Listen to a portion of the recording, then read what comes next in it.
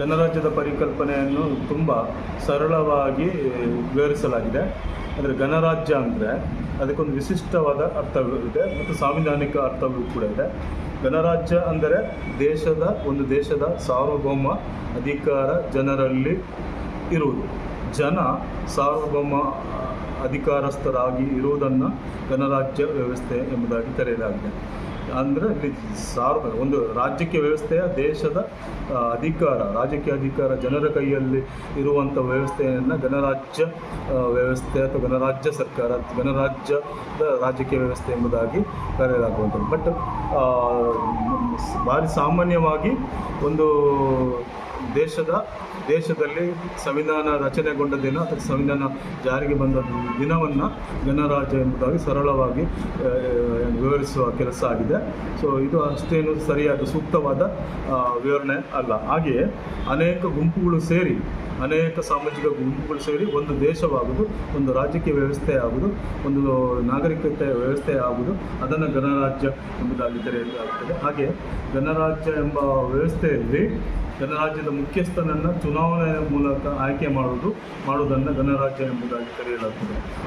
ಒಂದು ದೇಶದ ರಾಜ್ಯಕ್ಕೆ ಮುಖ್ಯಸ್ಥನನ್ನು ಚುನಾವಣೆಯ ಮೂಲಕ ಆಯ್ಕೆ ಮಾಡುವುದನ್ನು ಗಣರಾಜ್ಯ ಎಂಬುದಾಗಿ ಕರೆಯಲಾಗುತ್ತದೆ. ಹಾಗೆ ಎಲ್ಲಿ ಗಣರಾಜ್ಯ ವ್ಯವಸ್ಥೆ ಇರುತ್ತೋ ಆ ಗಣರಾಜ್ಯದ ಮುಖ್ಯಸ್ಥನ ಅಧಿಕಾರವಾದಿ ಸೀಮಿತವಾಗಿ ಇರುವುದು.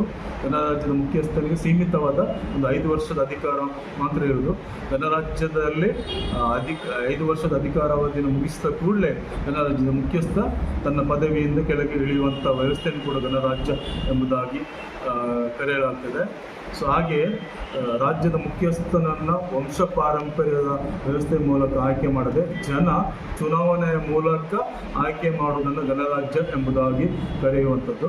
ಗಣರಾಜ್ಯ ಅಂದರೆ ವಂಶ ಪಾರಂಪರ್ಯ ರಾಜಕೀಯದ ವಿರುದ್ಧ ಇರುವಂಥದ್ದನ್ನು ಜನ ಚುನಾವಣೆಯ ಮೂಲಕ ತನ್ನ ರಾಜಕೀಯ ವ್ಯವಸ್ಥೆಯ ರಾಜ್ಯದ ದೇಶದ ಮುಖ್ಯಸ್ಥನನ್ನು ಆಯ್ಕೆ ಮಾಡಿಕೊಳ್ಳುವುದನ್ನು ಗಣರಾಜ್ಯ ಎಂಬುದಾಗಿ ಕರೆಯಲಾಗ್ತದೆ. ಆದ್ದರಿಂದ ವಂಶ ಪಾರಂಪರ್ಯ ವಿರುದ್ಧ ಅಥವಾ ರಾಜ್ಯ ಪ್ರಭುತ್ವದ ವಿರುದ್ಧ ಇರುವಂಥ ವ್ಯವಸ್ಥೆ ಗಣರಾಜ್ಯ ಆಗಿದೆ. ಆದ್ದರಿಂದ ಗಣರಾಜ್ಯದ ಅರ್ಥವನ್ನು ಭಾರತದ ಸಂವಿಧಾನದಲ್ಲಿ ವಿಶಿಷ್ಟವಾಗಿ ವಿವರಿಸಲಾಗಿದೆ. ಆದರೆ ಒಂದು ಪರ್ಟಿಕ್ಯುಲರ್ ದಿನದಂದು ಸಂವಿಧಾನ ರಚನೆಗೊಂಡ ದಿನ ಅಥವಾ ಸಂವಿಧಾನ ಜಾರಿಗೆ ಬಂದ ದಿನ ಎಂಬುದಾಗಿ ಗಣರಾಜ್ಯವನ್ನು ಅರ್ಥೈಸಿಕೊಂಡು ಬರಲಾಗಿದೆ. ಆದರೆ ಅಲ್ಲ, ರಾಜ್ಯ ಪ್ರಭುತ್ವದ ವಿರುದ್ಧ ಇರುವಂಥ ವ್ಯವಸ್ಥೆ ಮತ್ತು ಜನರ ಕೈಯಲ್ಲಿ ರಾಜ್ಯದ ಅಧಿಕಾರ ಇರುವಂಥದ್ದು, ಅದನ್ನು ಗಣರಾಜ್ಯ ಎಂಬುದಾಗಿ ಕರೆಯುವಂಥದ್ದು.